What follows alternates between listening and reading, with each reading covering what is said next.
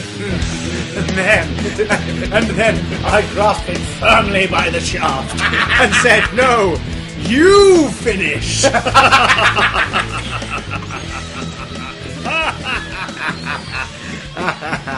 I am slain. Yes. Oh dear me. Welcome to Bogdom Kozd. Yes. I'm Bogdom Kozd. What? And if you're listening to us on iTunes, nothing has changed. Nothing. But if you're listening to us on the YouTubes, On the YouTube. welcome to our new home, Big Damn Channel. For those of you on iTunes, go and subscribe anyway, because we've got video content! What on earth? We're going to release stuff. Bits and pieces. We're going to be like Collider, but not robots.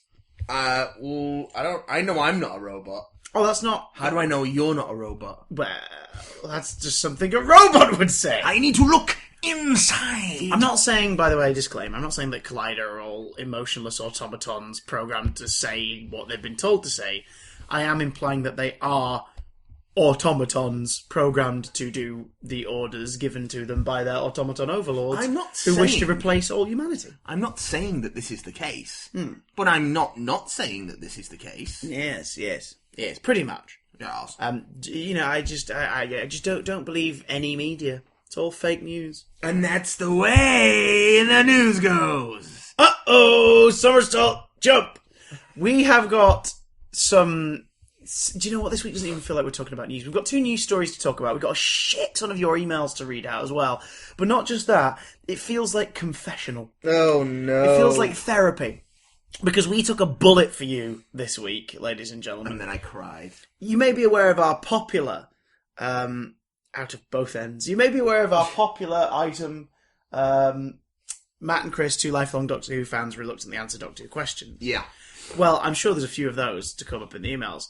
But a lot of people always ask us, what did you think of the last Christmas special? What do you think? Have you watched it? Are you still watching it? So for your enjoyment, this week, we finally got round to watching. We plugged each other's gaps. Yeah. Matt had not seen The Husbands of River Song. I had not seen The Return of Doctor Mysterio.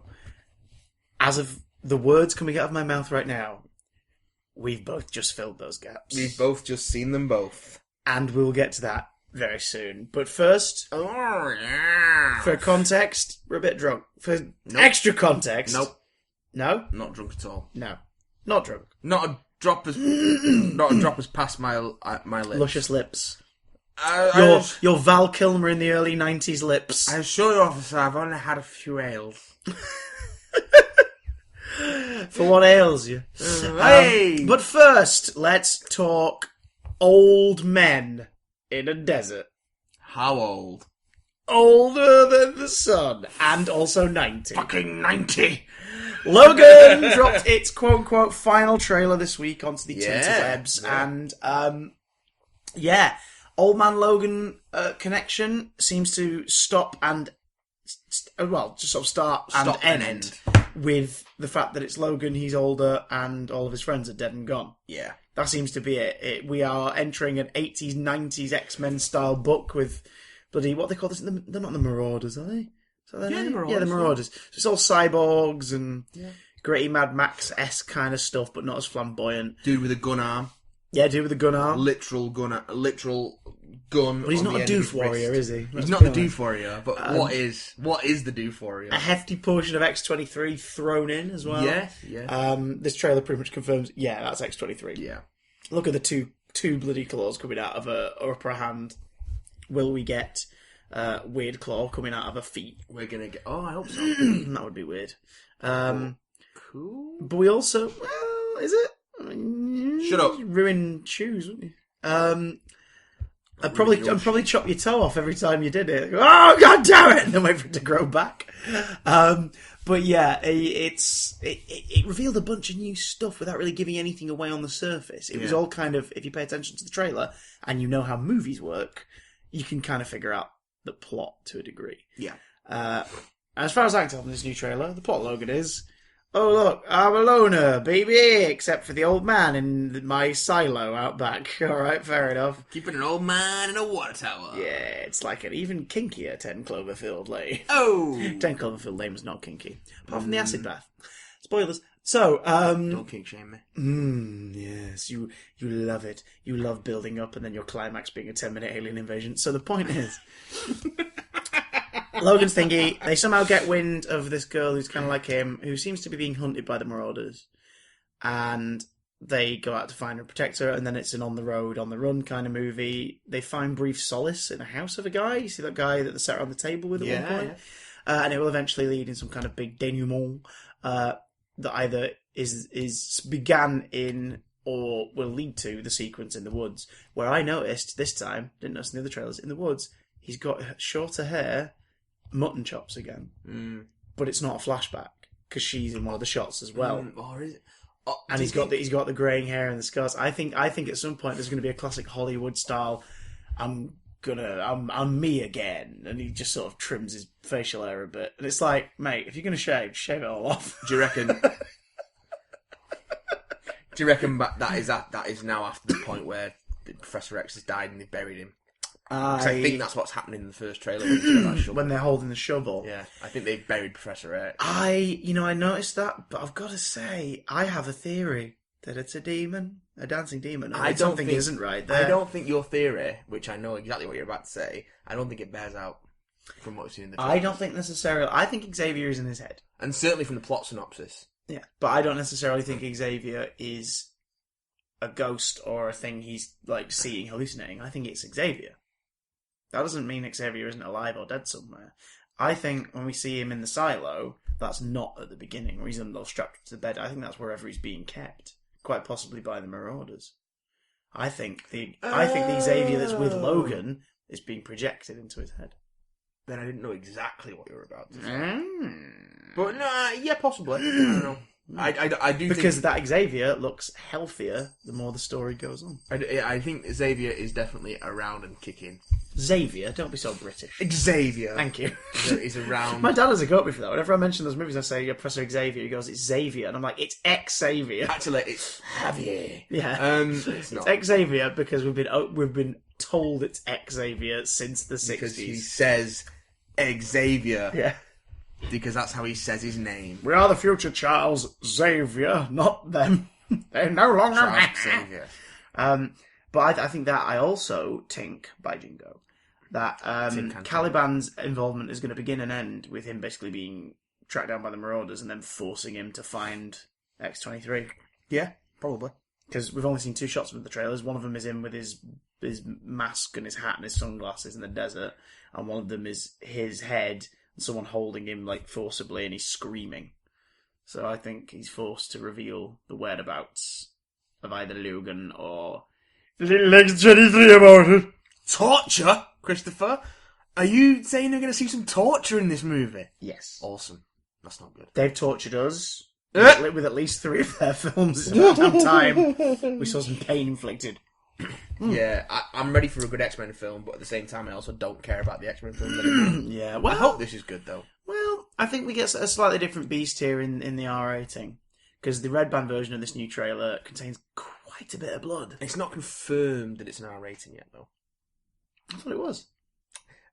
They're aiming for an R rating. Oh, in terms of like the final... James Mangold's done. I said, we're aiming for an R rating, but I can't say it's an R rating yet because it hasn't come back from the classification board. Okay. I mean, there are red band R-rated trailers. Yeah. But that's because of shots that are currently expected to be. Yeah, okay, fair enough. But they're aiming for an R rating. Which means we get some blood. We also get Xavier dropping an F-bomb in his Patrick Stewart incarnation. So good. Great line at the end of the trailer. Great tag at the end of the trailer. Go watch it. I'm not going to quote it. It's really good. We already have. But McAvoy ain't the only Xavier with a potty mouth anymore. No. So that's nice. So Wolverine's definitely rubbed off on him. Comes out, dirty bastard. Comes out in March, just like Wolverine. Yeah, off Xavier. Considering X-Men's, I think we're both looking forward to this movie. What about the next movie? The next movie that got a trailer this week was which roughly translated from the original German is Power Rangers. Is that what the language that's what that was? Okay, alright. I couldn't tell. Your accent was a bit Lederhosen, that's how to speak. We've hit a crossroads with this one because I think this looks pretty fun. I don't think it looks like a great movie, but I think it looks pretty fun. I think it looks pants. Oh, baby cakes. I think its idea of fun is not fun. I think Pee in this cup! that's not funny. That is a line in the trailer. It's not a good line. It's a line in the trailer. It's not. I don't like any of the like. I'm black. What? No, you're not. Oh God! Just shut up. Stop talking. Just everybody stop talking because you're all embarrassing yourselves. Okay, but can I speak to the tiny Matt from the early 90s for a second? About No, he's not here anymore. I'm going to summon him. Chris, he's dead! He's dead! I'll pass on a message. Ren and Stimpy. Not coming Come out. outside with Pippin the dog. What do you think of that brief bit where you see them in the suits fighting in daylight? It's alright. You can go back now. If you know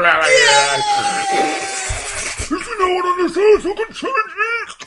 So I just started sending back to her all the VHSs he probably watched as a kid. I'll never forgive you for that. You loved it.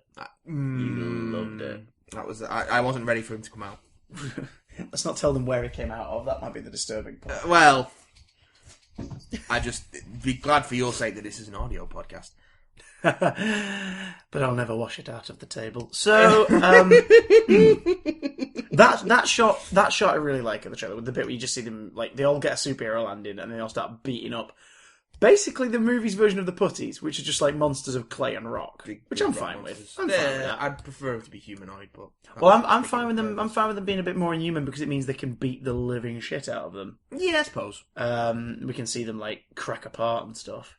They've definitely. Plus, it was cool. Those suits look good in daylight. Yeah, they look do, really actually. good in daylight. I still think they're a bit too defined. In terms of like cocks and boobs and too much cock and boobs, too much butt. If everyone's got a sexy ass butt, I'll feel slightly better about it. If they've all been given, here's a butt, I'll be like, all right, fine, okay. I mean, it's not right, but at least it's a little more equal here. Look at these teenagers' bodies. Lust over them. Look at their curves. Look at their contours. Ooh, you like that, don't you? Ooh. You've accidentally sold a ticket. Yeah, you like that. Ooh, they're young. Ooh, young and supple. They're all in their 20s. But, yeah, but they're playing teenagers. That's the problem. Are they playing teenagers? With Yes, attitude. yes, they Yeah. are with Yeah, attitude. with Yeah. But the suits look great in daylight. I really like the fact that there seems to be a thing that they've obviously found a Hollywood shortcut. Like, there's always that thing of we want to show off the actors' faces as much as possible, especially when you've got expressionless masks. Yeah. But it's also like usually because they're like we want to show off the star power. Not so much in this film, but you know, I like the fact that it seems to be a thing that just retreats off the face. That's a nice way around it. And the masks. Dirty that. I feel like they've touched up the Rita Repulsa look since we last saw the trailer. Well, they've like CGI'd the green up a bit and stuff. Yeah, and they've sort of uglied Elizabeth Banks up a little bit. I think she looks like she's having a ball from the She shots does. we've seen. She does. It does sound like. And there's that black costume as well. She seems to have a black variation of the outfit in one shot. Yeah, and it seems like it might be sort of a development of her Hunger Games role. Yeah, well, yeah. It's a more twisted version. Let's go in reverse. Trinket, that's Essie Trinket. Let's go in reverse order in terms of things we were concerned / interested in. Top 5. Fifth, Angel Grove. Because I think it did say Angel Grove in the first trailer, didn't it? On the soundtrack. Angel Grove. You know what? We're actually seeing a full town. It looks like sort of small town America out in the desert. I'm kind of cool with that. I think it looks alright. Yeah, that's okay. Number 4. The Zords. I think in motion they look alright, actually. Yeah, still not sold on the combined. Still not sold on the fact that the Mastodon and the Triceratops have multiple legs. But I think there's a bit of an insectoid thing kind of going on with the design. Definitely. Number 3. The thing I really don't care for. Goldar. Yeah. Goldar's just a big monster made of gold. It's a lot of gold. That's a lot of gold. And you know the only reason they put that there is for everyone who grew up with the show to go, wait, That's is that Goldar! Goldar? Yeah, Goldar was a freaking lion monkey creature in gold armour. Yeah. Like, he not wasn't... not something made of gold. He wasn't a golden homunculus. But Killers. if they're not planning on putting Goldar in this universe and this is their way of sort of going, it's kind of like Goldar, then alright, fine, whatever. And I think the Megazord, in the form it is in the film, forms to match that. Because we've seen the Megazord design in its full because of the toy. Yeah. It's got the big wings and it's got a similar head. Whereas I mean, maybe they're going for a thing where the Zords can adapt Maybe. to a different challenge, so we only get like the one sequence of the movie where they turn into a big man to fight another big man. It'll let them sell more toys. It would. The toys aren't great. The action figures, the Rangers aren't bad. I've seen them out in the wild, but the Megazord toys aren't amazing. Although the toy of that Megazord, the one we looked at a few podcasts ago, looks good in person. Like, it's a pretty big, cool-looking toy, but then you remember it's the Megazord, you go, oh. Yeah. Although its little shot at the end of the trailer is kind of cool, where it just sort of stands up and then punches Goldo. Oh, God. Just makes me excited for Pacific Rim 2. Yeah, well, come on. Number 2, Alpha 5. Ugh. Emotion better than that design we saw. Bill Hader's not going for an ay Zordon kind of voice. He's just going for a sarky little voice. Oh yeah. Which kind of downplays the stupidity a bit, but don't know how I feel about it. I think when you see the inside of the ship, because the command center is just the inside of a crashed spaceship. Yeah, I'm down with that. Yeah. I think that's quite an interesting idea, instead of it just being a big room, sort of TARDIS with no central console. Until the movie, when they just randomly put a central console in there. Yeah, because you need a central console. Even as a kid, when I saw that Mighty Morphin Power Rangers the movie, I was like, "This is the TARDIS." Yeah, they've just someone on the design team is a Doctor Who fan. They've just made the TARDIS for the command center. And let's get to it. Zordon. What do we think? I think it's too soon after Man of Steel for me to not think of Man of Steel. Yeah, the pin art. Yeah. Which is a shame, because what an interesting way to do it without it being a floating, gassy head in a tube. You know what? I think if you can get Bryan Cranston in for a couple of days of facial motion capture and voiceover work. Performance capture. It has changed, good sir. If you can get Bryan Cranston in for a couple of days of performance capture and voiceover work, then yeah, go for it. And I do think it's a nice little, this is, again, doesn't reflect on the finished product of the movie, or the quality of the script that they signed on for or anything. But it is nice that they've done a full circle by going, hey, Brian, your first professional work in television was voicing Power Rangers monsters. You want to play Zordon in the massive motion picture? Yeah, right. Yeah, okay. How much? Who else is in it? Elizabeth Banks. Oh, really? Okay, fair enough. Get to see Elizabeth Banks? No, we just need to... You might meet her at the press junket, maybe. Maybe. If she's not directing a movie or you're not in another Oscar bait film. Like, I'm sure you might meet at some point. Oh, dear. Yeah. You'll come see it with me. You've got to. You've got to. Are you issuing an ultimatum, Christopher? Not just because obviously it is our duty as pop culture commentators to absorb as much of the pop culture lexicon as we can. I don't want to absorb anything off you. But also because I want someone to hold my hand as I walk in there proudly in my tracksuit from the 90s with Jason on it. Not holding anything of yours. Especially if you're dressed in something that you used to wear when you were a child, because it ain't going to cover everything. I can wear one on each limb and then be naked for the rest of it. I'll have a tracksuit top on my right arm, tracksuit bottoms on my left. I'll sellotape them together in the middle to make a bra, and then I'll go in like Donald Duck, just wear nothing on the underpart. Victory should be naked. It should indeed. Beautifully segueing, I think, gosh, into the main event. So our new segment, Matt and Chris, two lifelong Doctor Who fans, reluctantly watch Doctor Who. Yeah. There's going to be a lot more of that coming this year, let me tell you. Well, let's see. Our tolerance level may not allow it. But first, for those who weren't listening at the beginning, that's the sound of ice rattling in a glass. Yeah. We thought, if we're going to do it, let's have a giggle. So if we're going to do it, we should numb ourselves to the pain. Yeah, so several drinks later, here we are, having watched... Let's start with The Husbands of River Song. A bit of context for people who maybe have just joined us, though. We both adore Doctor Who. We grew up with it. It's like our favourite show of childhood and teens, and I'd say probably early 20s as well. It's definitely one of my favourite shows It's of in all there, time. isn't it? Yeah, it's no Buffy the Vampire Slayer or Batman the Animated Series, but it's up there. And in the last few years, we've steadily fallen out of love with the new stuff and just haven't really enjoyed it. I just don't know who you are anymore. Not out of sort of, ooh, it's not like it was when I was a kid kind of thing, more out of just like critique and...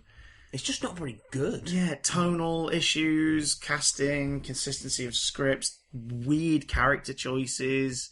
It's 45 years old. And the show's weirdly re-established priorities in terms of who it wants to reach. Namely, just 14 to 16-year-old cosplayers on Tumblr. I don't think that is. Which is not an insult to those people. But I don't think that is what it's going for. I think it's confused. Well, sometimes it wants to. Sometimes it wants to appeal to Game of Thrones fans.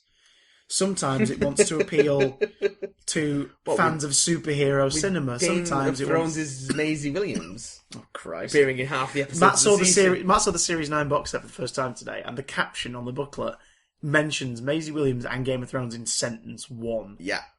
In such a blatant attempt to see we're legitimate. Yeah, you are. You don't have to do this. Maisie Williams is in this. Oh God. Maisie Williams is in this. She's not in the specials though. Come back when you've got Charles dance.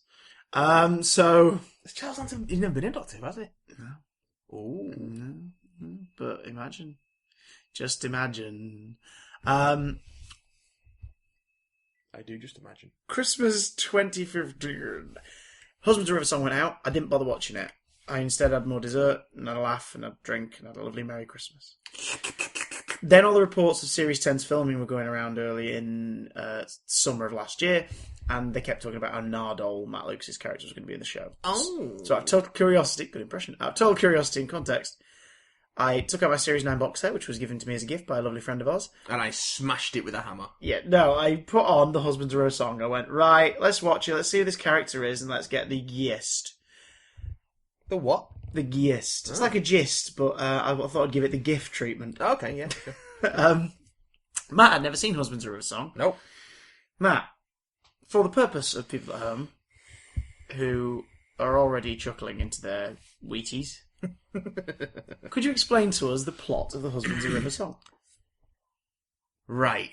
So, the Doctor's on this planet that still celebrates Christmas 2,500 years into the future, and a live-action Paddington Bear knocks on the door of the TARDIS and asks him if he's the surgeon, and the Doctor's confused, so he's like, oh yeah, I'm the surgeon, I'll come with you. So, I'm sort of the surgeon, I'm the Doctor. So he follows into this crashed spaceship, and River Song's there. And she's like, you need to come save my husband. And he's like, what? And she doesn't recognise him as the Doctor. Or her husband, for that matter. Yeah. So, turns out that she's married to the King. It seems like they interchangeably use King Hydroflax and King of Hydroflax. Yeah. It's, yeah. So, he's basically a big robot man with Greg, what's his name?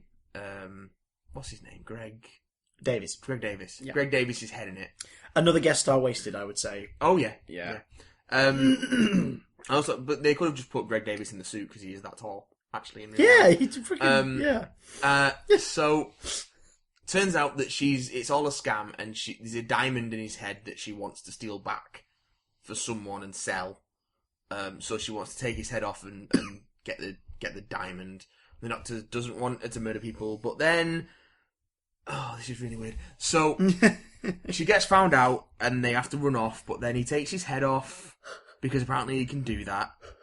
And then... Well, he demonstrates to them, I can already do it! Yeah, I've already only got a head. Thus allowing them to just grab his head and run off with it. Big robot body. So, they grab his head. Oh, God. That's so exciting. They grab his head, run off with it, and they get chased by his robot body, which has got its own onboard CPU, but keeps grabbing other people's heads. And it's also unclear as to how much of control is in the robot and how much control is in Greg Davis. And it's a hijinks adventure which finds them on a ship of murderers and trying to auction off Hydroflax's head. And... These are actual things that happened that you're saying out loud. Yeah. And it ends with like a sort of what feels like it should be a bow tie on the whole River Song storyline. But at the end of a story that was a Christmas special that the family are meant to sit down and we've already had about 6 bow ties on the River Song storyline, and he keeps untying them and putting another present in the pile. So just stop. I don't want any more books, Stephen. I've already got all the books I can have in that pile, so give me books for Christmas. I want some socks. Adulting. Well, give me shit books. I just want a pair of underpants. It's going to last me more than 3 weeks. That's a great description. So yeah, that's the Husbands of River Song. Do you feel like you wasted your time? Not entirely, because I was drinking. Good point. And I was hanging out with you. Oh, baby cakes. So that was fun. You make me feel like dancing. But it was not a good bit of TV. No, it wasn't. It wasn't. Really It really wasn't.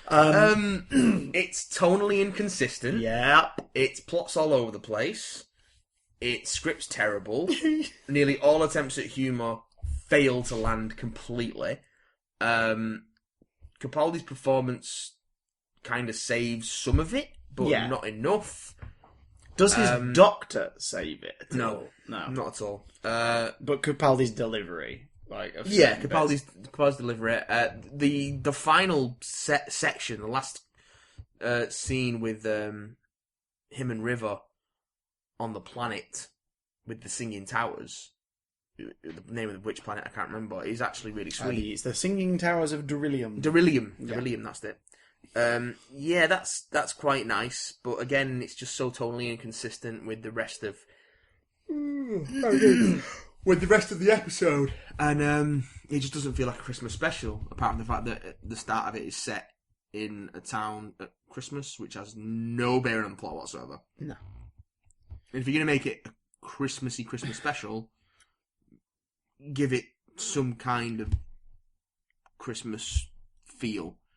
This Christmas on BBC One. This Christmas on The BBC Doctor One. travels to a planet covered in snow, and then into his own TARDIS that's covered in snow, and then to a meeting at a big lunch hall of luxury hotel where a bunch of murderers, arsonists, rapists, pillagers, thieves, and serial killers are all going to hang out. But then it turns out that none of them are, because they're all part of another scheme that was River, the people who River was giving the diamond to... Turn out to be Hydroflax worshippers. And they're taking the diamond in his honour? But it's like, aren't you cashing the diamond in? They don't at any point establish... I don't remember at any point them establishing the diamond was like a powerful artifact or anything. It was more a case of... It's just very valuable. Yeah, so they're getting it because they want to worship the king. But I will give it this. The one part of the episode that I genuinely think is very well done, like if you just randomly watch this bit on TV, is from them sitting down at the table to begin the negotiation. Yeah.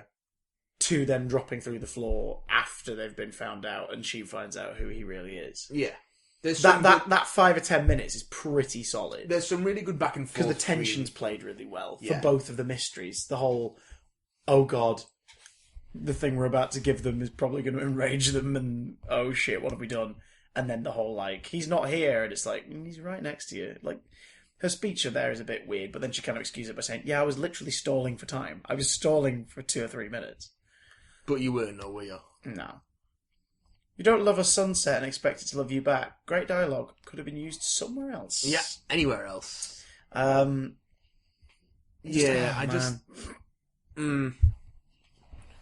Christmas, can it legally, I know it legally can it morally be allowed to be called a Christmas special if it's not set completely at Christmas? Well, here's the thing.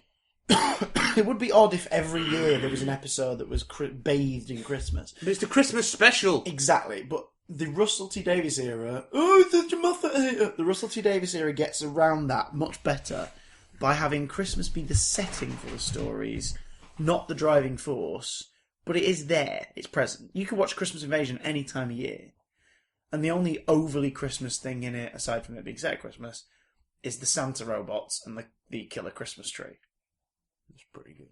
It's pretty great. I do like the killer Christmas tree. Runaway Bride, the Santa robots. Yeah, I like the Santa robots. And a killer Christmas tree. I like a killer Christmas tree, me. I do love a killer Christmas tree. Voyage of the Damned, they pop to Earth on Christmas. Yeah. But the whole episode feels kind of festive and wondrous till it turns into Poseidon Adventure. They're tourists going to Earth for Christmas. Yeah. So there's the Christmas element. Next Doctor, set at Christmas, but we're more bathed in the fact that it's clearly sort of Victorian winter and everything, and that's the draw of it. It's almost... Christmas only really plays into it at the end when he invites him to Christmas dinner. It's almost a hint of the Victorian era Christmas special that I fantasised about recently. Dirty bastard. An End of Time sort of is excused a bit. Like, it's set at Christmas, and it gave birth to one of the greatest gifts to ever grace the internet. Take those off. No, I shan't. It's Christmas. But the Moffat Christmas special sort of like make a point of going, look, it's Christmas in the first 10 minutes. Yeah. And then it's superfluous. And that's fine, because it sort of sounds like my point sounds a bit weird. It's like I'm saying, I don't want it to be about Christmas, but it has to be about Christmas. What I'm saying is there is a way to tell the story, set it at Christmas, and make it so that the family sat there on Christmas Day feel like they've watched something Christmassy. It's an even more tenuous Christmas Whereas in this, it's like, Mysterio, we'll get to that. In this, it feels like you're being dick slapped by Christmas in the first 5 minutes, and then right, move on. It's like, almost but like they didn't even get to finish. It feels like they're going, check. Okay, can we move on now? We It's mentioned like, Christmas. Now we can go. They don't come back to it at any point. I suppose the exception in the Capaldi Christmas specials is Last Christmas, because Father Christmas is a character, but the story's not particularly Christmassy, apart from the closing sort of 5 minutes. And also, there's that one. There's that shot of Nardole and the Doctor on the streets, and there's just that one woman in the background with a bunch of presents who looks like she's listening to their conversation. Oh, just the window shopping. the window shopping extra, and it's the only other person in the shot. It's really weirdly framed. I noticed that as well. It's also in like modern clothing. It's like, what's going on? Everyone's in modern clothing, despite the caption saying it's 5,300 and something. Billy Hum Hay. On an Earth colony planet that apparently looks like small town UK. Well, according to Nardole, the fashion's Paddington Bear. Yeah, apparently so. That's the look that everyone's going for in that That's year. the look. That's the look. The look of love. The look of Nardo. Now, interesting perspective. You've seen Doctor Mysterio. I have. Before you saw Husbands of Song. I have. So you met Nardole already. I did. Were you expecting Nardole's story to play out the way it did in Husbands? No. The way that Doctor Mysterio uses him, you almost expect that Husbands must have clearly ended with him going with him in the TARDIS or something, or like the Doctor sort of getting to know him really well in Husbands. That would be the implication. Yeah. However, what thoughts be of you? Thinking be thoughts, Nardole. I can see the cogs in your brain going, no, there is no way to make this work logically. No, Say it from the heart. My cri de coeur in this situation Oh, I love German. goes... You bastard! I don't know what they were going for with that character, because none of it's funny. No. Well, I think that seems to be a problem with Husbands in general. And There's only a couple of good actual funny moments out of about 20 that they tried to give you. Having seen Doctor Mysterio first, it wasn't until I watched Husbands that I really appreciated like how different the characterizations are. It doesn't feel like the same character at all when you watch Doctor Mysterio. Which I'm sure we'll touch on more when you talk about your impressions of the Return of Doctor Mysterio. But to be fair, I feel like there's a lot of linking tissue between the two. Like, Doctor Mysterio is almost a sequel in some ways to Husbands of Song. It was interesting watching them back to back. Yeah. Because it was like, oh, this is clearly a sequel to the previous one. Yeah. Do you think that was an odd choice in terms of going out on television over Christmas and everything? Yeah. And there being no series this year for the first episode in a year to be a direct sequel to the previous one. Yeah, I feel like Doctor Mysterio should have been the opening two-parter of season 10, which should have started the year after Husbands of Song went out, instead of being delayed on a year because Moffat's got his fingers in too many plates. Well, same villains as well. Yeah, The Harmony Show. I mean, the first part seemed to be people with compartments in their heads who hiss and sort of talk like religious fanatics. And then do none of that in Doctor Mysterio. In Doctor Mysterio, at all. But they have got weird eyelids. In a story set in present day. Yeah. So this is thousands of years before the events of Husbands of Song. not every fucking species in this show has time travel, despite what some writers and episodes seem to assume. Yeah. Um, To be fair, they don't recognise him. no, which is fair, but at the same time, like, it could just be we're seeing the species at a different time, but then the species is clearly undefined. In Husbands of River Song, they're sort of evil people who hiss and they can open their heads and store things in their heads. Apparently so. In Return of Doctor Mysterio, they're sentient brains that get put in hosts whose heads are split open to host the brain. And yet there's no brain when they open the heads. Because there's just a compartment and blue goo. Let's talk more about Doctor Mysterio, because we've started touching on the links between the two, and I want to get your take on Doctor Mysterio before we tear into it. So the Return of Doctor Mysterio sees a young boy bitten by a radioactive Malcolm Tucker. But unfortunately, Malcolm that day was not even on his A game, his B game, or indeed his C game. Yeah. And the child becomes out as a bland mutation. Basically, Doctor's building a thing. I can't even remember what the device was for. It's a trap for something that we don't see or is even described. Yeah. But it involves using a dwarf star diamond thing, which we've seen before in the show, but this one's apparently completely different. Yeah. That can grant your innermost desires.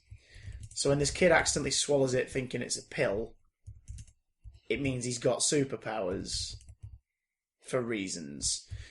Cut forward, is it 24 years? No, hang on. 20-some. Yeah, No, because it's 24 years since you first met Thingy in school. Yeah. So about 24 years, the kid in the thing's about 7. So basically, like, this kid's now in his 30s. 30 years or so, yeah. And his high school crush is his employer because he works full-time as a nanny to her, for her looking after her baby. Yeah. Do they ever determine, is the baby a boy or a girl? Do we learn their name? It's a girl. She's called Jennifer. Okay, just checking. I couldn't recall if they'd ever mentioned it. It doesn't matter. Several times the baby is left unattended. I don't care if your superhero can get there in the speed of light. But yeah. Irresponsibility. The Doctor's back in New York investigating a company called Harmony Shoal. And it turns out Harmony Shoal are...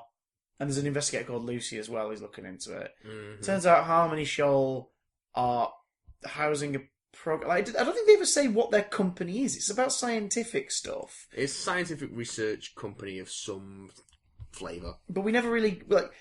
This is what I mean about building shit. Like, you need to see a sequence of what their company does as far as the public are concerned. You need to see, like, the shop floor. Because not everyone at that company is evil. As far as the public it only seems to be the, like, 2 guys at the top who are evil. As far as the public is concerned, they build massive buildings in capital cities and New York and do science stuff, but we don't know what. Nope.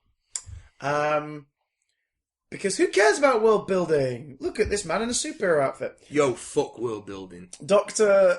Lucy Stephen Moffat, Fletcher 2016.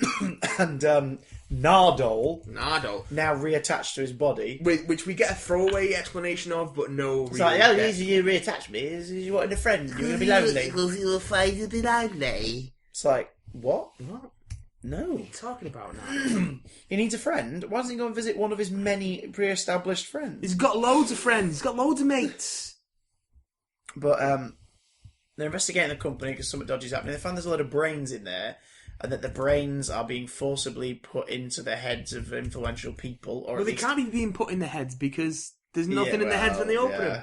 But like they go into the head. Well, that's the thing. This guy was the head of the company, Yeah. so he had a research thing going on with like his right-hand man or whatever, who was an alien, and he didn't know he was an alien, but somehow he knew they were doing something with brains, and then he forcibly gets his brain put in a jar and... What? Don't Like- don't even. He's unfazed when he goes into the room of brains. You think he'd be surprised, right? Well, he knows they're there. Yeah, but why? What for? Because we never find out what the company does on the surface. No! They're like, so So the stupid. CEO is clearly in on some... Brain harvesting. with the brains, but then doesn't actually know what they're really for. But he must know that they're, or think that they're for something, but we never really find out what. So the brains are gonna... and their plan, as they've done on countless worlds, apparently, because, we can't have an alien race that haven't done things on countless worlds before. Yeah. They find out that the Doctor mentions that these people take over influential places and influential people, and then eventually plot the planet into sort of a state of complacency so they can colonize that world and put brains in everybody. Mm-hmm. Which means that there's a lot of sentient brains somewhere that are looking for bodies. Right, okay, fine. What happens when they take over? They're in bodies. Okay, but aren't they alive anyway in the glass? Cool. Wouldn't they have developed another... Whatever. World building's for chumps, apparently. They're like the Krang, but they don't... God, I wish. But they don't... I wish they were like the Krang. They don't ride around in robot bodies, they ride around in people. Maybe that's where they are. Maybe they are. Well, no, they must be. And do what? They must be in the head because they split the head open to put them in there. And they must be in the head though, because when they you find out the right hand man. Yeah, his brain is in a jar. Like at the beginning, he says like that one. Oh, that's him. He's left, basically implying the guy whose body you're looking at. That's his brain in that jar, which means that you take the brain out and put a brain in. And yet they open the head, and there's no brain in the head. And then again, oh my God, at the end of the episode, when he find his body and he's left it, there's no eyes. Yeah. He's got an empty head. And you find out that that's in some unit soldier. How they did it so quickly when they seemed to need surgeons for it before, I've no idea. Yes. And how no one at any point in any of this story ever looks at somebody who they've known for years and go, hang on, you've got a big scar on your head. Why did this enormous scar diagonally bisecting your face? God, I hate it. Yeah. But don't worry, there's a superhero who's also protecting them for some reason called the Ghost. And the Ghost is... But it was a ghost! The Ghost is awful. The Ghost is grown-up Grant, who basically... Played by the star of Dragon Ball Evolution, Justin Chadwick. Oh, yeah. Now, to his credit, I think when he's Grant, he's pretty great. He's charming. He's, right, he's sort of... He's a Clark Kent-y kind of character. He's not, but when he's the Ghost, he's sort of laughable. And I think a lot of that isn't necessarily his performance. Although there are bits where I went, okay, a bit too far with the parody here. Yeah. Because let's face it, if you want to get realistic, a comic book nerd grows up to be a superhero. That comic book nerd wouldn't do the stereotype version of the comic book tropes. But wouldn't Would they? Would they? Come on. We wouldn't. No. But we're genre savvy. Yeah, and so was his character, apparently. Oh my God, I just realised something. 24 years, roughly, or at least 20 years have passed between when he swallowed the diamond, and the story in present day. A lot of the posters and graphics on his wall were from the late 90s. Like the Hulk stuff and the Spider-Man stuff in particular. So it's set in 2021? 2022? Maybe? Near future? Maybe, but the comic book he was reading was clearly an older issue of Superman. Like, we're talking... Yeah, that's because... It looked kind of like early John Burns, the 70s. That's because people who don't read comic books... But also it looked like it was from the 70s and had aged like it naturally would. Like, so it wasn't a new comic book, even though it was meant to be in that moment. Well, maybe... was it meant to be a new comic book, though? Yep, because when you saw his comic book in present day, it was a current era one, implying that he reads them religiously as they come out. That was his nighttime reading. New comic book. Let's read it. I could be wrong. I could be making a snap judgment, but it just seemed really odd. He should have an iPad in Comixology then, really, if he's reading new stuff as it comes out. Well, there you go. Because only fools buy Hey, copies. but did you know that Clark Kent and Superman are one and the same? His costume's abysmal for two reasons. I think I'd be fine with it if it weren't for the fact that he's apparently bulletproof, so why has he got armour on? Like, go for a bit more Lois and Clark cheese. If you're going to do the cheese, go all out on the cheese. If you're going to be a Superman expert, have a costume that looks like a Superman expert. Yeah. Not Batman. Yeah. With a Kyle Rayner style Green Lantern mask that just makes his face look rounder than it actually is. Kyle Rayner, the worst Green Lantern. Well... Kyle Rayner, the worst Green Lantern. Yeah. Kyle Rayner. Yes, the worst Green Lantern. At least he's not Guy Gardner being punched out by Batman. Guy Gardner, the best Green Lantern.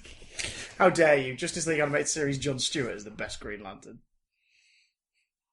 Guy Gardner, the second best Green Lantern. Followed by no one, because Hal Jordan's nowhere near as interesting as you think he is. Nope.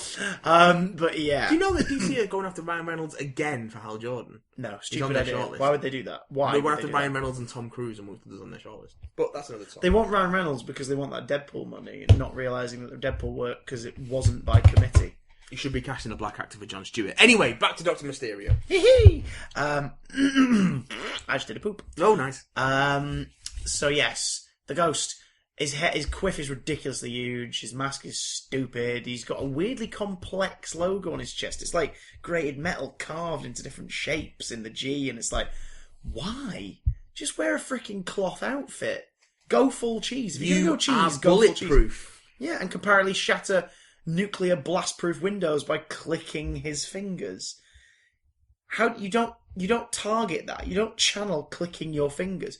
Surely, if clicking his fingers was enough to shatter that glass, it'd be enough to break the bones of the three people on the other side of it. Yeah, probably.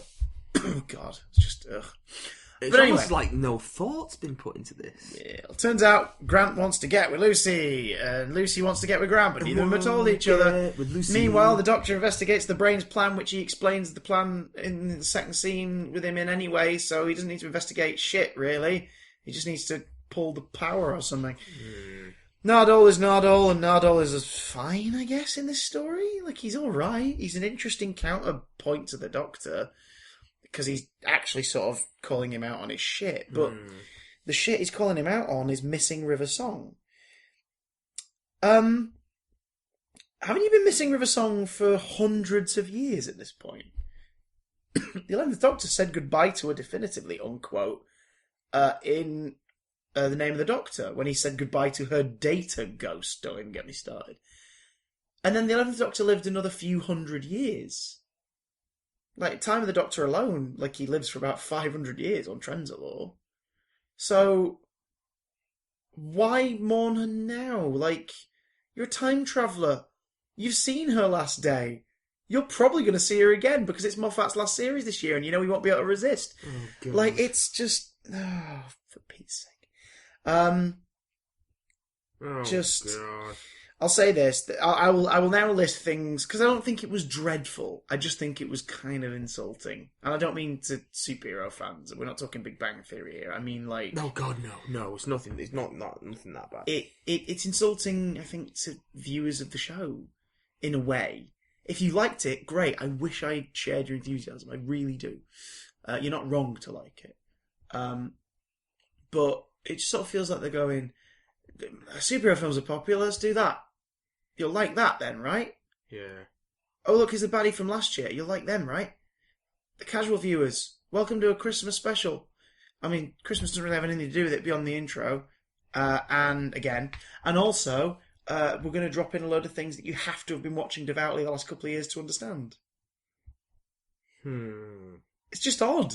It's just really, really, really odd. I mean, at least with Husbands of River Song, like, you go into it, even if you've never seen one before, you could go, oh, he knows her, but she's not met this version of him. Okay, kind of get that.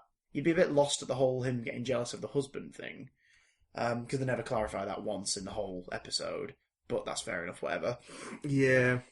And then the Singing Towers of Beryllium is the last 5 minutes, so the head continuity heavy bit is separate. It's like an epilogue.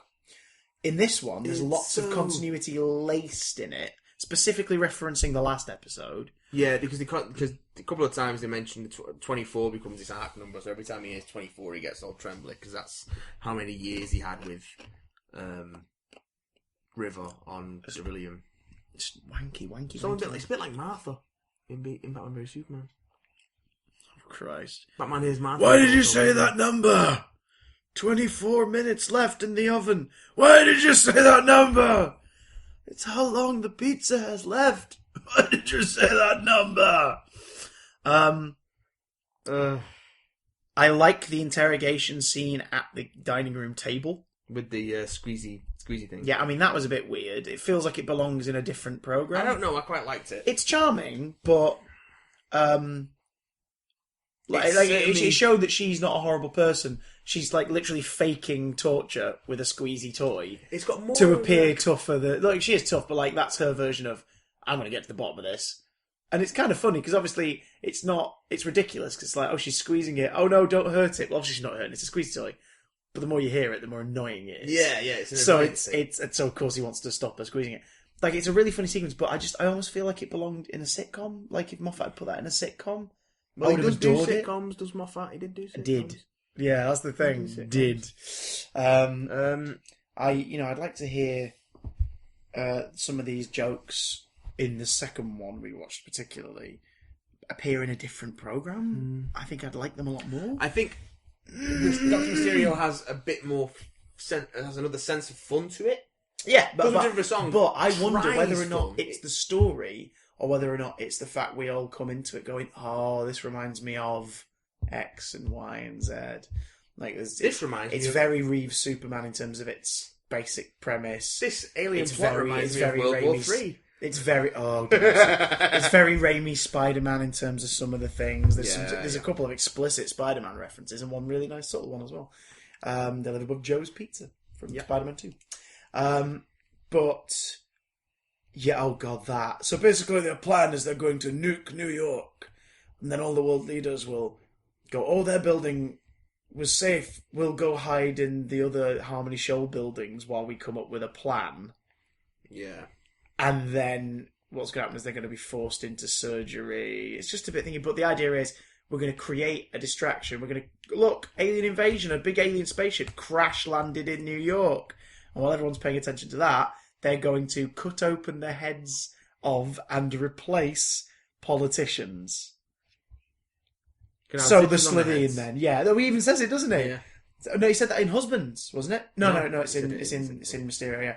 He says, like, put zips on their heads. And it's like, so Moffat knowingly references that he's stolen the plot of another story. Yeah. Again, though. Yeah. Again! What the hell? Yeah. Oh, God. I've got a list of shout-outs and references to superhero things in this one. Hit me. Let's see which one. Let's see which one's made us, as lovers of this culture, cringe or go, alright, fair play. I didn't catch this one. The gemstone that gives Grant his powers is said to use power from the nearest star.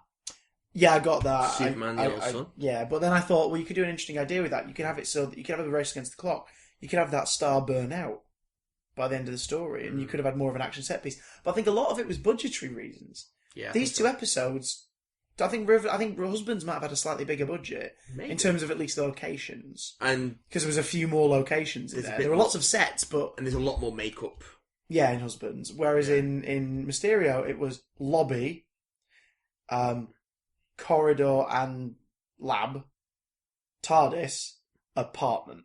Do you know what I mean? It was just sort of like, like it seemed really small and cheap. And some of the outdoor stuff looked really setty. You know, one of the reviews online... The rooftop stuff looked really setty. Yeah, one of the reviews online said that, like, it's effects that could give, like, sort of the DC TV shows run for their money. It's like, no, 1,000 times no. Those shows have a small budget and look big. They look grand. Yeah.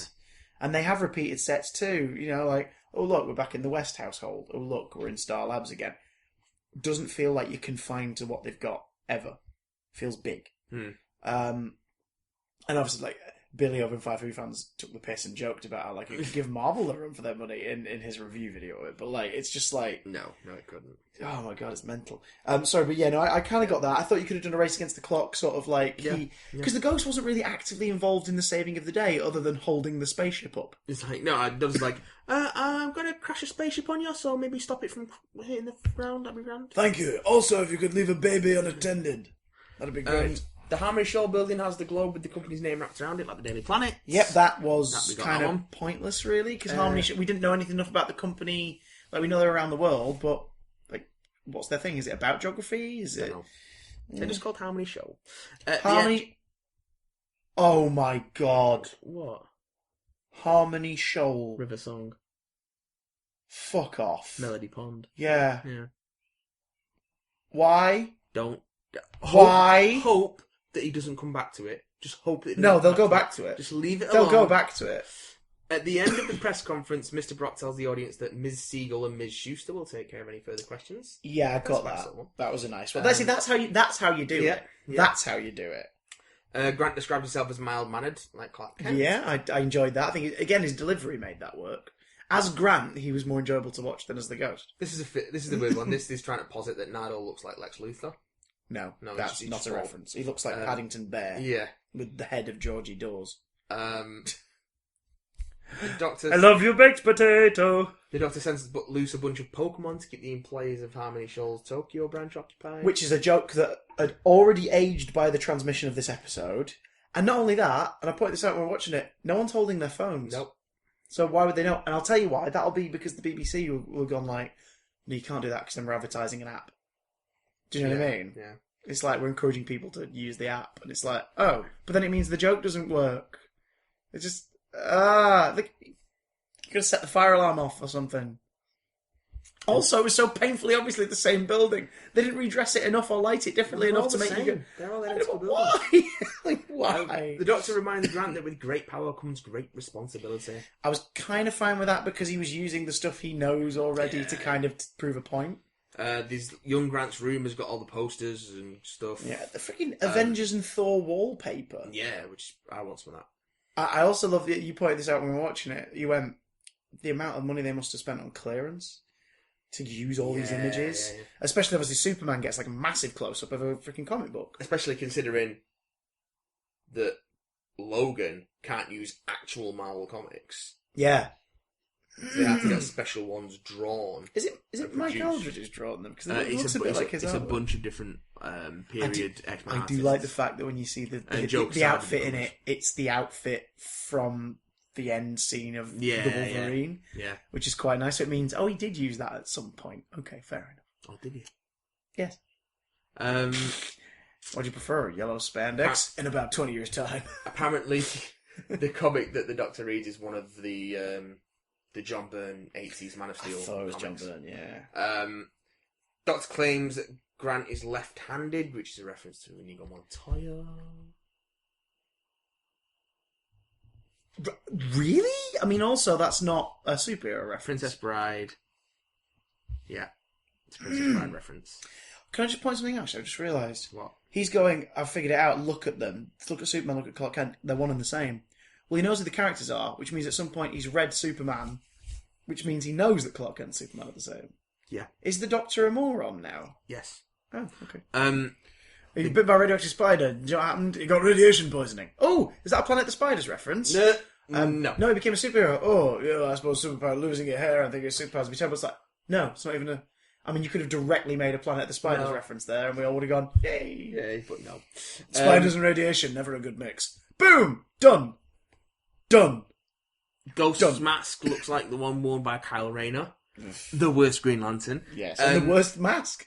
If you'd had a domino mask, I would have appreciated it. A domino mask and not a massive quiff, I would have appreciated it. The look a lot more. Apparently, staging an attack on New York is a reference to Watchmen. To scare the rest of the world into...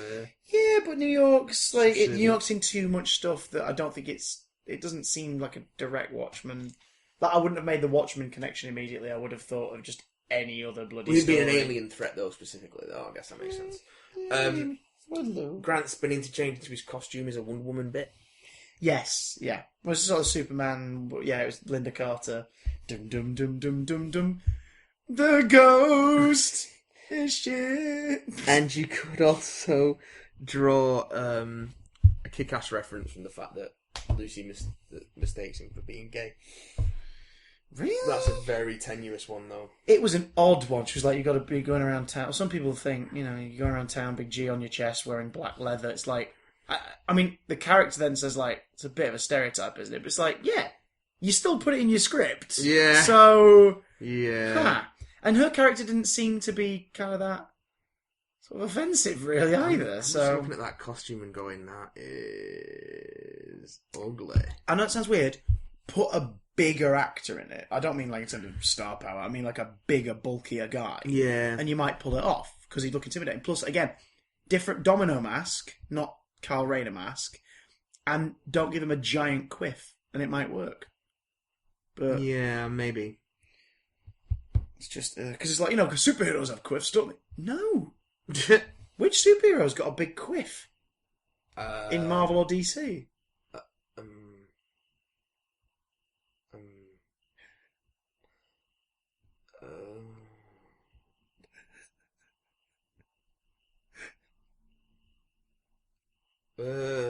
So, in conclusion, I think Mysterio's better than Husbands of River Song. I agree. Because I think it has more of a sense of fun and more of a humour lands than Husband of River Song. A lot of Husband of River Song, the humour just falls completely flat, and it's not great. It's just not fun. I think It's both. not any good. I think both of them automatically join Doctor Widow and the Wardrobe and Last Christmas in my never gonna watch these again Yeah. because they bore me Doctor Who episodes Yeah. pile. And it just makes me want to rewatch Christmas Invasion, which is still the best one. Yeah. And always will be the best one. Yeah. Or the Feast of Stephen. If only we could watch the Feast of Nardole turns around with a baby bottle, looks directly into camera and goes, "And a very Merry Christmas to you at home." I don't hate Nardole after watching Return of Doctor Mysterio. They've retooled his character completely. Yeah, I don't like that he can pilot the TARDIS. I do not like that. It's very strange. This is the third? This is the third character I think that Moffat's given this ability. He loves it. Which lowers the Doctor's sort of uniqueness as well. Because River Song can do it, but I kind of get that. Born of the TARDIS, there's kind of a connection. Obviously, it means that it will be a little more encouraging to her. Born on the Oh God, I hate in Husbands. I hate the fact she apparently randomly steals it often. Yeah. It's like, fuck off. You never noticed before, sweetie. And also, I think Tasha Lem steered the TARDIS, taking Clara back to see him. I don't know, something like that. I think so. But I will say this: having watched Return, I'm interested to see how Nardole fits in with Series 10. Does he serve chips? I am looking forward to him more than Bill. Sorry, as Bill. I don't know, she seems okay. She seems like everything we've seen already. Plus, they introduced her with her asking annoying questions. Yeah. And gags that don't work again. Like, they tried a gag, it doesn't work. Yes, it looks like a kitchen. No, it doesn't. No, it doesn't look like a kitchen. It's nothing like a kitchen. It's kidneys all over again. Kidneys, I've got new kidneys, I don't like the colour. Really?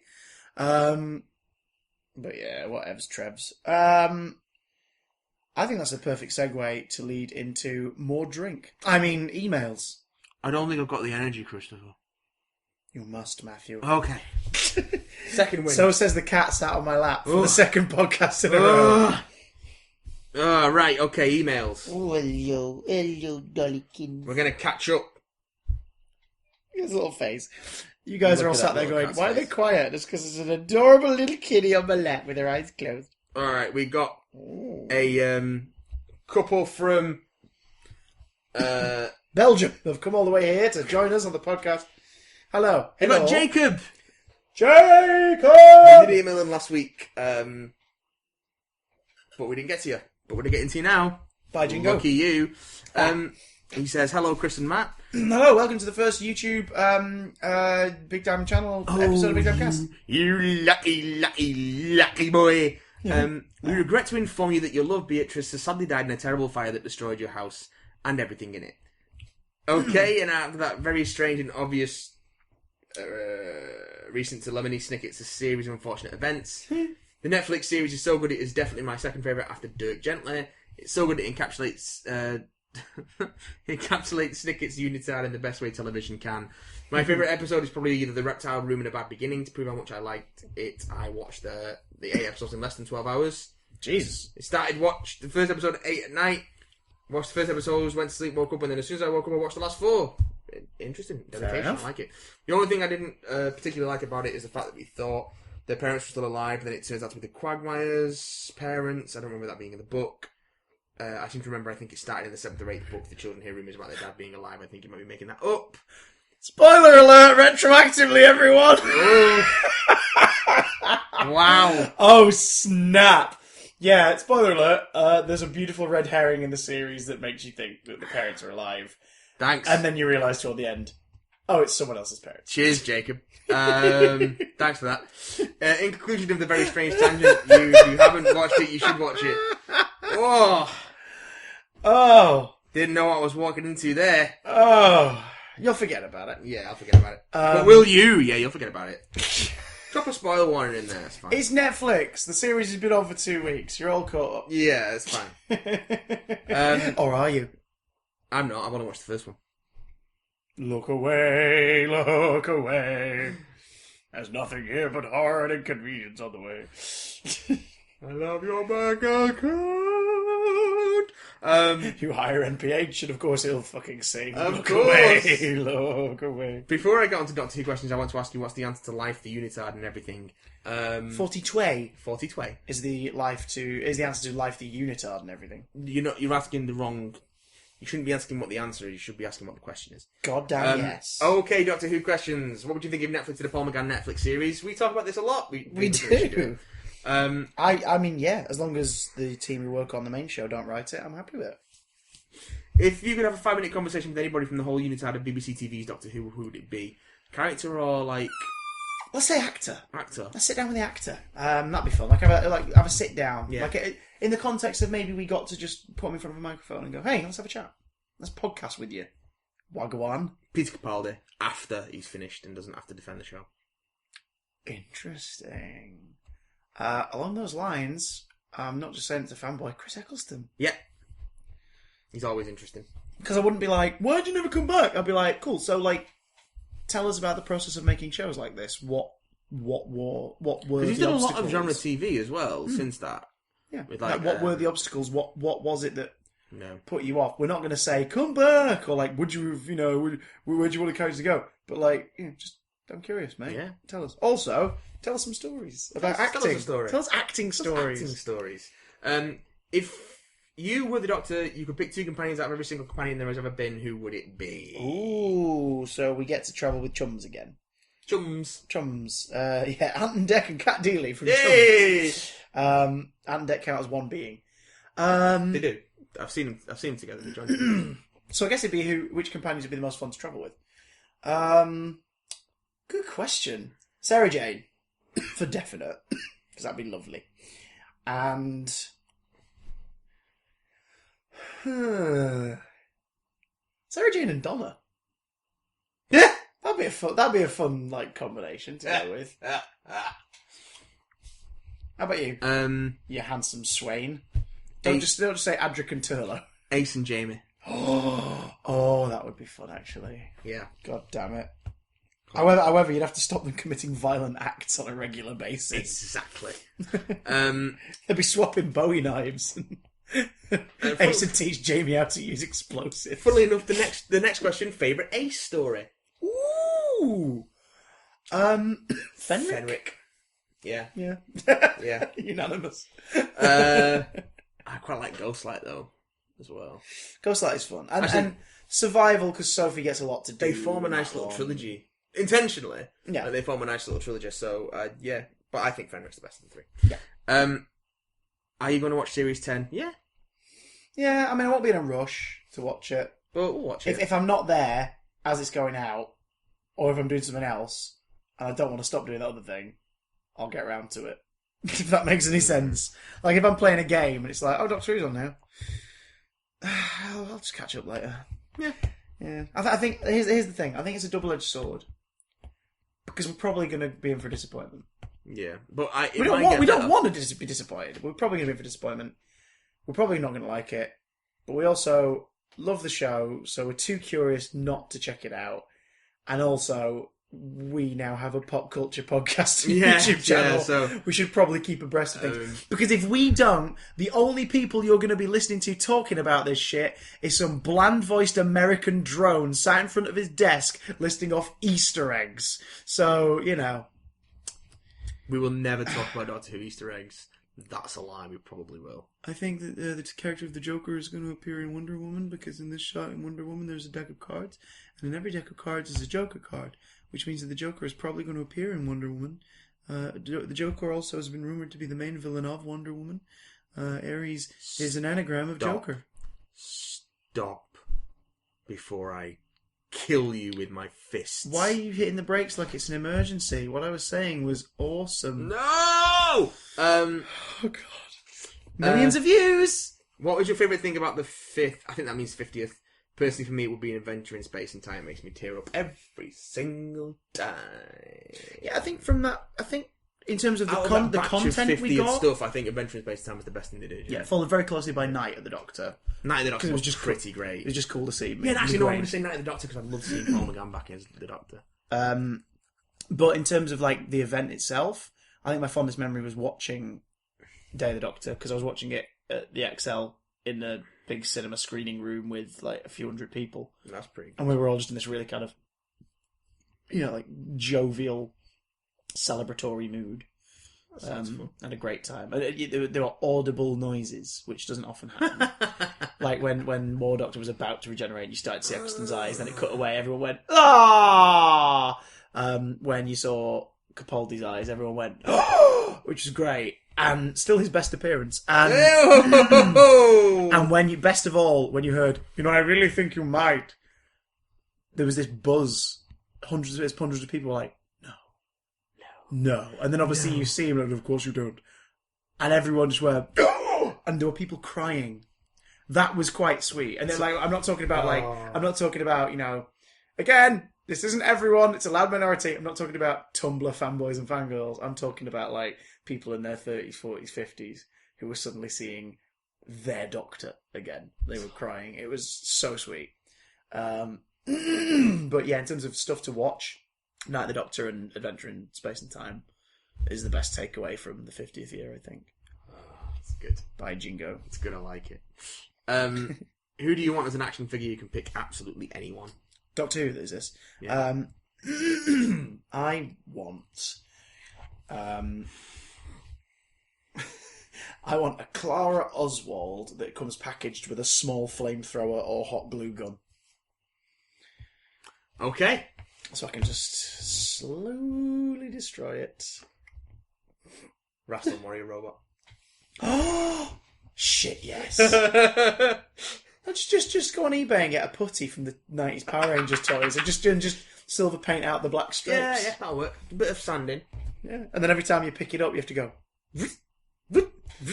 Lots of love and wet squishly cuddles, Jacob. Oh, do you know what? Actually, it is a daft one. Bessie. Bessie. It's not a figure, but Bessie. Dapple were working on a prototype Who-mobile when the factory got burnt down. Damn. Damn, cracker. Mm. Bessie to go with the 5-inch scale figures would be really cool. P.S. says Jacob, here is a big dick pic and then a picture of Dick Van Dyke, which is refusing to load. Ha! Beautiful. Thank you for that. And one more quick call to arms for the dick pics. One more quick one from Jacob, because he always emails in pairs. Hello again. It's like Noah's Ark. A quick... like the Noah's Ark of podcasts. Yes. A quick thing, if Obama was the black president, doesn't that mean Trump was the first fat twat president? No. The first what? Fat twat president. Fat twat. No, he's the first Oompa Loompa president. There have been many before him. So don't worry about that. He's the first annoying orange president. Danny Sim! Danny Sim, little Danny Sim, a man of high stature and high hair. So there are many film worlds out there, but which film world would each of you least like to live in? For example, Star Wars Universe, MCU, Pandora, Avatar, Class. Class unitard. Which fictional universe would we like to live in? We'd least like to live in. Least like to live in. Oh. It's a good one, I suppose. In terms of trying to peg one down, that is tough. I think The Matrix. Because you'd find out, it being The Matrix, at some point there would be clues in some way to show you the horror. Because here's the thing. If you're living in The Matrix, you're blissfully unaware. Yeah. But if you are liberated from The Matrix, which is the mission of our main characters, you're suddenly wearing shitty clothes in a shitty world, coming out of a shitty pod with shitty goo and shitty tubes and your shitty bald head. Everything is awful. Yeah. And I'd be like, put me back in! Put me back inside! The Matrix! So The Matrix, because the problem is if the heroes win... The Matrix! The Matrix! The problem is if the heroes win, you have a shit existence. It was us who scorched the sky. Yeah. So... Yeah, we kind of fucked ourselves up on that one. How about you, baby cakes? Anything dystopian sci-fi, really. Dune. Because I've been delving into the expanded universe a lot recently. Probably the Aliens universe / Predator universe. Yeah. Because no matter what planet you live on, there's a good chance that you're either going to get stalked by intergalactic hunters Or sexually assaulted by a crab. By an insect, yeah. And then have something birth out from you and kill all your friends. So yeah, and also it's a human society under total corporate control and strapped for resources, and everything's terrible, and it's implied that Earth's this horrific fucking super urbanized hellscape. So, And then you finally find one day to yourself where you go to Paris to go see the Eiffel Tower, and a then fucking spaceship lands on crashes on you. Jesus.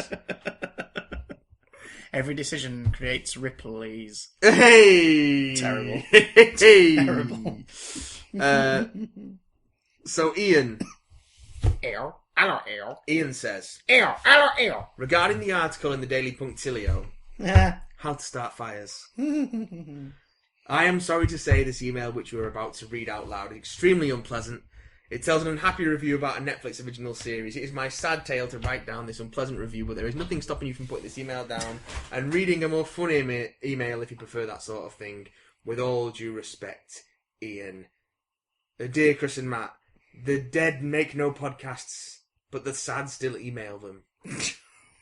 I found the tale of the Baudelaire orphans to be very fantastically delightful. A phrase which here means enjoyable, if a bit repetitive, only due to books 1 to 3 already being in visual form. There's a bit of déjà vu. I found the tale of the Baudelaire orphans to be very fantastically delightful. You're spotting a pattern A here. phrase which here means enjoyable, if a bit repetitive, only due to books 1 to 3 already being in visual form. There's a bit of déjà vu. Nicely done. That's why I don't screen emails. It does seem to be getting a lot of unjust hate due to people not understand what is or saying Jim Carrey is the one true Olaf. No, there's no one. There's no one true Olaf. We've yet to see it. When neither have really got on the character, Yeah. or having been misled by the movie, such as Eyes Being or Saxilicious, one who lives under a rock, and not knowing it was a book series first. The Miserable Mill is one of my two favourites. I quite enjoyed seeing it in visual form. I can't wait for Series 2, as I've forgotten most of the middle books in this series, so I'll probably enjoy that a lot more, having no idea of the storyline. Speaking of storyline, they have been very excogiate, a word which here means to think, plan, or something carefully throughout, with it. No, like the movie where they've moved the mystery to the forefront, as well as that's how to hook people nowadays, which I can forgive. The world is quite here. Well, there's quiet here. Quiet here. Quiet here. The world is quiet here. Ian, sent from Postbox 13 in the village of foul devotees, approved by the Council of Elders. Someone's a fan of the books. Yeah. So, yeah. Yep. That went straight over my head, but I think it went straight into your heart. It went into my heart and my fart. Final one, and then we're all Glad you caught enjoyed up. it. Oh my god, what? Ed says, hi guys. Hi, Ed. I just finished Netflix's A Series of Unfortunate Events, and as someone who has always been meaning to read the books but never got round to it, should I read them now and spoil future series of the show? No, just listen to the email we read out earlier. Should I wait until after the show is finished? I'm probably being stupid, as reading the books will probably enhance my viewing of the series, but thought I'd ask your opinion anyway. Cheers. I don't think reading the books would make the watching of the series better, but I will say this, you will pick up on lots more little treats and tidbits. For example, the moment we met Gustav in episode 1 or 2, the guy who Jacqueline talks to on the phone, I was like, I know who that is. I wonder how they're going to tie this into the next episode. It must be in episode 2 because I've not seen it yet. I've only seen the first episode. No big spoiler, but he's loosely connected to I'm to the next story. Hey, I don't think we're worried about getting spoiled on a series of unfortunate events anymore. Look away, look away. Make sure you put a big old spoiler warning in those show notes, Christopher. Convenient on the way. Yeah, I'll stick that in the doodads. I'm just saying, and then I'll put a spoiler note on it. Yeah, I think you'll definitely appreciate it. I think what the best thing to do, Ian was the last email, Ed, I think what the best thing to do, Ed, is to, in the year you have between now and the next series, or the next series, read the 13 books. Go for it. In fact, I'll do you one better, and this is why we need Audible to bloody sponsor us. Get the audiobooks downloaded. because you get to hear book 3, 4, and 5 read by Daniel Handler, aka Lemony Snicket. So you get to hear the original author's voice. But you get books 1, 2, and 6 onwards read by Tim Curry. And he does an excellent job. In fact, he's probably the closest to an Olaf I like, because it's the words from the book, and he revels in it. He loves doing those lines. So that's what I recommend. I recommend reading or listening to all the books between now and next series. Because then when you get to Series 2, you can rewatch Series 1 to recap, and you'll pick up on things you never noticed. Yeah. And then when Series 2 comes along, you'll be ahead of the curve. Ahead of the curve. Just like King Hydroflax. Yeah. Who? What? Benedict, No, Mysterio. Benedict Cumberbatch? Who? Who? Well, that is it for this week, because I'm not going to have a heart attack and die, apparently. But you can join us for more bullshit over on iTunes, on Tumblr, bigdamblog.tumblr.com. That's where we post all of our nonsense, dribs and drabs. We're on Twitter at BigDamCast. Yes. And most importantly, new home on YouTube, mother truckers. The Big Damn Channel. If you're already here, welcome. If you're not, go subscribe. Come to me. There's video content, you know. Yes. I don't know who you're being, but I enjoy it. When is this episode going up, Christopher? This episode is going up on Friday, the 27th of January. And when is our first video going up? Sunday, the 29th of January. Oh, you lucky people! Go over there and watch it with your eyes! Ooh, we'll have a new piece of video content for you every Sunday. You lucky people! See you. Bye!